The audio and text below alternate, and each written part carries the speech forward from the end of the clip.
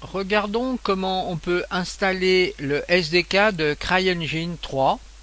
Crytek a développé plusieurs moteurs de jeu, donc différents CryEngine.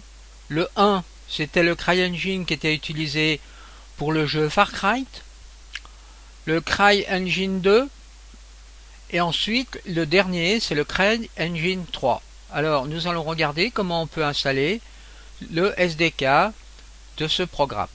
Le SDK se trouve dans le site crydev.net, qui est le site officiel des développeurs, la communauté officielle.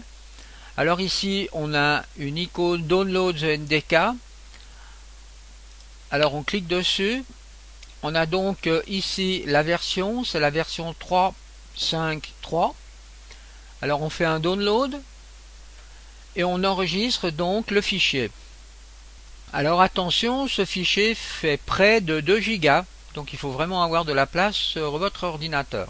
On retrouve donc ici le fichier donc de 1,81 gigaoctets qui est ici donc compressé. Alors il va falloir décompresser ce fichier sur votre disque dur.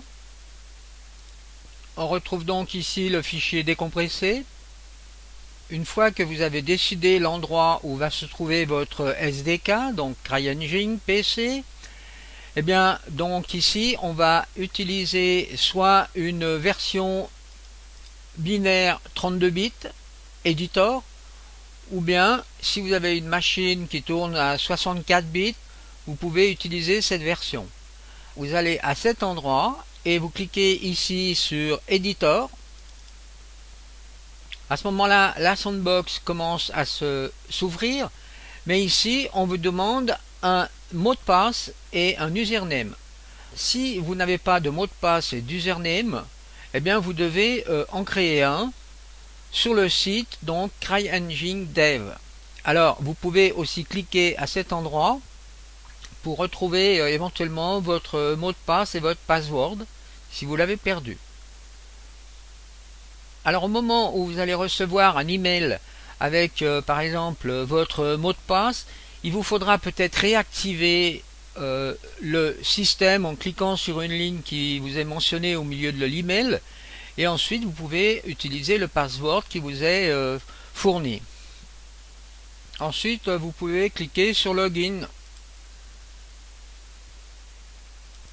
Une nouvelle fenêtre s'ouvre et là vous avez le choix entre un nouveau niveau que vous allez créer ou bien ouvrir un niveau existant. Alors faisons Open Level. Ici on a donc dans Level un niveau avec un simple joueur. Donc là on développe. On peut cliquer sur Forest et faire Open.